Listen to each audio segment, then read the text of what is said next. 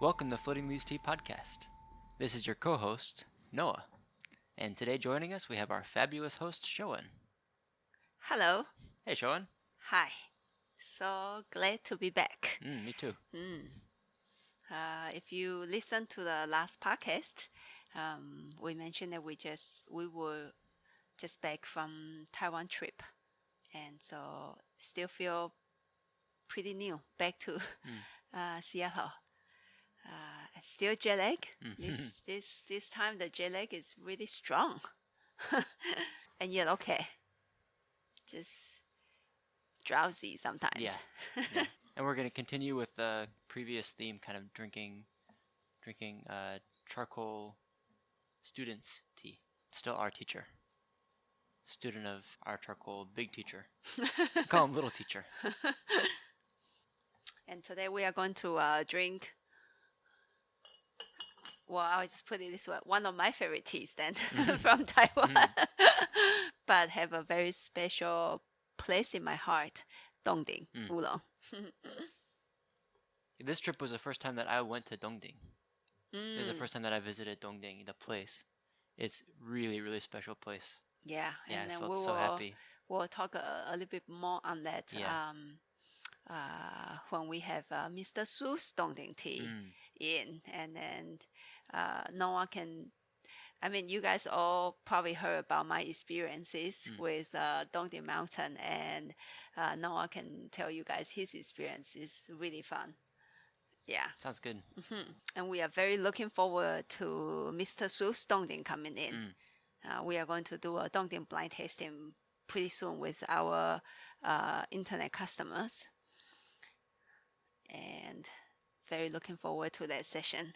But today, let's drink some of Mr. Lai's Dongding tea. So we went in to visit Mr. Lai, and then he probably opened 3 teas before Dongding, I think. I actually couldn't quite remember nowadays. But I remember Dongding tea is the tea that I started to feel more like, I don't know how to put it, maybe connected to the tea. The previous teas are on the lighter side. And this Dongding, I would say, is not the most refined tea from him, and yet it somehow captured me. Yeah. It smells like Dongding. Actually, interestingly, that day when we drank this Dongding tea with Mr. Lai, I couldn't really identify the signature fruity. That Dongding fruit. Yeah. Yeah. Taste from Mr. Su and Mr. Zhang. It's easier for me, and somehow from Mr. Lai, the Dongding, I would say, even though it's not his finest tea, it's still on the finer side, the quieter side. He has a really refined way of making tea, and the Dongding of my memories is always pretty big. Yeah. But today the fruit starts to sneak out. It smells like the Dongding fruit on the top of the liquid right now. That's really good. Totally different approach than Mr. John, huh? Yes, and so his teacher. Yeah, when we have Mr. Zhang's Dongding in and Mr. Su's Dongding in, no matter which one you like, I think it's really fun to see their personality and their take on a certain mountain in their teas. You guys will be able to see in the way they are, who they are a little bit inside of the tea. And for me, this is always one of the really intriguing subject in tea. And once again, it continued to be the same way. This is the second time we brew this Dongding since we came back. When Mr. Lai brewed for us, it's on the softer side and on the quieter side. And Noah brewed it the first time, and today I brewed it the second time. We make the tea feel much bolder, I think, than what Mr. Lai brewed it. And so this is also one of a very interesting subject, that with the same tea, you can make it into different ways. Yeah. His approach is so calm. So I said it 2 days ago when we recorded the last episode. It feels really settled. When you walk into his shop, he feels just like he's. It sounds weird to say. He just feels like he's sitting there, which is exactly what most people are doing when you walk into their shop. But and I really love the experience that I had with him this time, um, which is a good teaching for me not to, put in too much of my thoughts.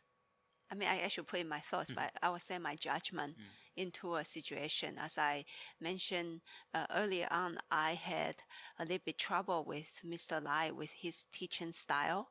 And so this one, I was a little bit hesitate to go in to visit him. And somehow we went in to visit him, and it felt so quiet, so peaceful, and the teaching was easier to receive for me this time. I love his teaching this time. Yeah. So I shouldn't presume something was gonna happen. Just allow it as it is. And it turned out to be a wonderful thing that we actually went in to visit him. Well, for you guys listening at home, you can't see, but Shoan just poured out the tea in a different style, more close to the way Mr. Lai pours out his tea. And it seems like a really small thing, just the way you pour the tea out of the teapot. Because it's not how you pour the water into the pot. It's not how you put the tea into the pot. There's like such a small, minuscule part of brewing tea, but the way you pour the tea into the cups seems to make a big difference. And I don't know where to go from there. It's really hard to explain. Maybe we can record a video sometime of different styles. Yeah, it will be very fun visual. Yeah. By talking, I think it's really fun. It's pure imagination. Some of the stuff, I think it should be visual. Yeah. Yeah. I just decant the tea in a different way. Yeah. From the first and the second infusion. Playing. Yeah. I love to play with my tea brewing to see where it gets. This tea is so solid. And the Dongding fruit is there. It's charcoal roasted tea, and it's one of the, I would say, the darker teas that Mr. Lai carries. And so it's fun to have one of the darker teas from him. But you will see his roast is still, it's very different from his teacher, Mr. Zhan. Mr. Zhan not just roast the tea with higher temperature. I don't think so. And yet he ate almost more faces to the tea. That's a really good way to say it. And Mr. Lai's tea it's very solid. Like if you ever drank his old growth Tie Guan Yin, and then if you put like something into a very clear pond of water, and you can see that thing just very quietly drop into the bottom of the water. And this one, you can actually see that too, and yet the water feel heavier. Mr. Lai's tea is really intricate. It has, this one especially has a really solid, firm structure to it, but it's very much laid out and clear, and everything has its place in the structure of the tea. Feels more like Bach, and then Mr. John's tea is there's definitely a structure there. Oh yeah, huge structure. It's a huge structure, and it's a little bit more abstract. Yeah. And I always say that he's like Beethoven because he likes to listen to Beethoven so much. But it is, in that way, there is a lot of intuition going into the way that he makes tea, in the same way that, and those more romantic kind of composers. Hold on. There's a car alarm that was distracting me. I didn't want to get that in the recording, but his approach is more romantic. It's more, a little bit lost the thought now. Sure. And I feel that his tea, not put it in a bad way, I feel there's more tension. Yeah, totally. Yeah, just like some music, it's not a bad thing. Yeah. There's just some music is very, very smooth and very beautiful and well put together. And some music is well put together with a lot of diversity and a lot of tension. and those music is really also very good. There's something that Apingjie said this time that I thought was one of the more interesting little bits of teaching that I got on this trip. It's one of those things that you know and you've thought about so many times, but when someone says it, it kind of outlines it. It's that she was talking about the Lala-san Hongshui, and we're talking about how our customers really like that tea. And she said, "Oh yeah, that tea, in comparison to some of teachers' other teas, doesn't have as much, like you said, tension or like there's a certain amount of dissonance within his teas, and that brings a little bit more interest in the whole tea session. If it goes into a place where it's a little bit scary, and then you come out on the other side and it's amazing, then it feels a little bit more like there's more drama going on within the tea. And Mr. Lai's teas, not to say that they don't have a certain amount of drama in their own way, but they don't lean to have as much dissonance as Mr. John's teas do. Yeah, and yet I think Mr. Lai's drama, if I want to call it a drama, is in the tea energy. Yeah. And it made me feel like I want to know this person. I want to know this person a little bit further. Like what is behind all this quietness? You know, how there's so much quietness and there's so much energy in his tea too, also in a very different way. I mean, Mr. John's tea is loaded with energy too. Yeah. Tea energy, and then Mr. Lai's tea is loaded with tea energy, and Mr. John is that, yeah, he is. It's there. It's just there. He's that. You ask him a question, he's just gonna tell you whatever.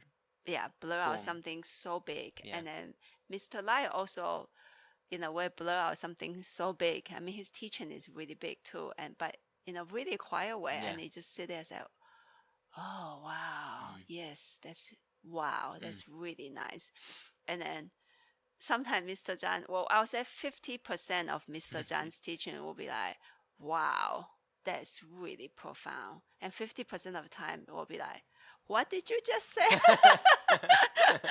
Can you repeat that one more time?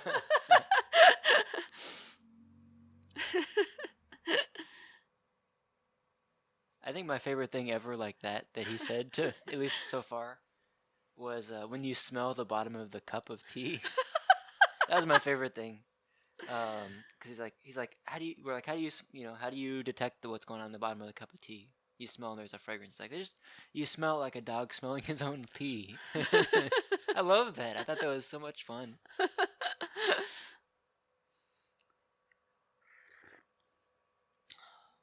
Whew. And this is the third infusion of this Dongding chocolate roasted Dongding tea from Mr. Lai, and it's really bold. Still maintains the structure though. Yeah, very bold and very contained. And that's where I really like his tea is it's contained in a big way. Yeah, I love it.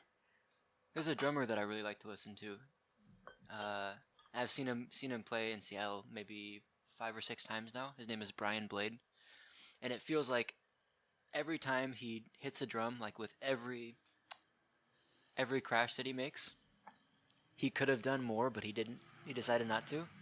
It has that kind of that same refrain or refined kind of feeling in his playing. Oh, smell like a dog smelling his own pee. It smells really good.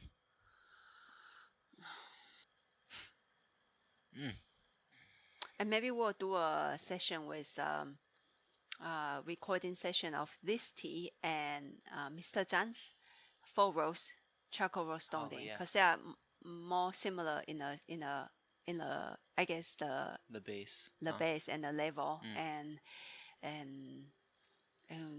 I think it will be a fun session too on that one, to really compare the two approaches in Dongding tea.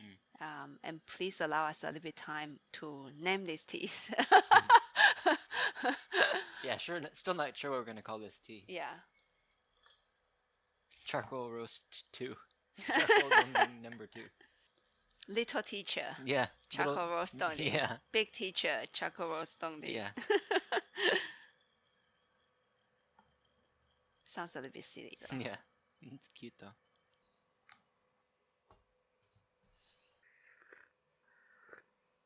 And we just had our fourth infusion on this charcoal roast dongding by Mr. Lai. And I would say this is where I really like a dongding tea. It's still rough. And it's rough in a really good way. I think some of the beverages are just strong and rough without complexity, without structure. That is one-sided and it's just really not nice. And dongding tea is where I would say where a Taiwanese tea can really offer you a really, really big tea with a really wonderful foundation. And it's so big. I simply adore a good dongding tea, and I love that place. This infusion, you weren't afraid to push it a little bit, which I'm really glad that you did. Mm-hmm. You pushed out a little bit of that bitterness, huh? that strong, bitter, astringent feeling that lasts. But through that, you're able to see a new side of the tea almost, and there's a huge amount of movement just inside of that bitterness. The way that the bitterness lingers and moves through the mouth and changes slowly into something else. There is, yeah, that was an infusion in this tea that really silenced both of us. Yeah. Yeah, we both sit there, and then for me, I don't know what Noah was thinking. For me, I was in a way watching the bitterness and watch how I enjoy that bitterness because it's not boring. It's that as he said, things were changing and things are opening up. And it so really felt like opening. We felt both like expansion. just sat there and stay pretty quiet when we sip the tea. And of course, we'll cut it out in the recording. But just want you guys to know, some of the teas really make us think and not think, experience. Experience and stay with the tea. Yeah, if I left in all the silence that we, especially when the two of us are drinking tea together like this, if I left in all the silence, it would just be like probably a 45-minute podcast. Too long. Mostly silence. And a friend just waving at us outside of the shop. So sweet. Yeah. His tea is interesting, huh? Yeah. Strong in a really different way. Honestly, I didn't really realize it when we were at his shop how much was going on with this tea, but I liked it. I'm glad that we got some because there's a lot of exploring that we can do with this one. And his energy is always like this. I'm not sure if he helps coax that out when he roasts the tea or if he just chooses teas like this, but there's a huge amount of interest in his. And that's why I feel like it'll be really interesting to get to know him. Yeah. Like what is behind all that calm meditation, quiet. You can sometimes see it in the way that he jokes. Yeah. Sometimes because it's like it's like a really quiet pond and then like a frog. I know. Bellows and then just because like, wow, the way that's he really jokes, big. you can actually sense he's quite. He can be quite sarcastic. Yeah. And I think sarcasm takes a person who is in a way not in the quiet side. He's extremely smart too. Yeah. I think to make tea like this. Yeah. I think he learned. I mean, if the story is true, is Mr. Zhang. He drank tea with Mr. Zhang a few times, or many times. I don't know how many times they drank tea together, and Mr. Zhang one day just turn to Mr. Lai and say, would you like to learn how to roast tea? And just to let you guys know that I asked Mr. Zhan if I could roast tea. And the answers has been not sure. It depends. Of course, everybody can learn to roast tea. Do you have money to burn? And a great news. Mr. Zhan will teach Noah to roast tea. I am very happy with that. And I am hurt with that. And he just said we all have our talents and our place in a tea. Yeah. I think my place in the tea is to choose tea and keep the tea place together and to learn to brew tea. I'm really interested in this subject. We got a different teacher who only dedicate his time, who dedicate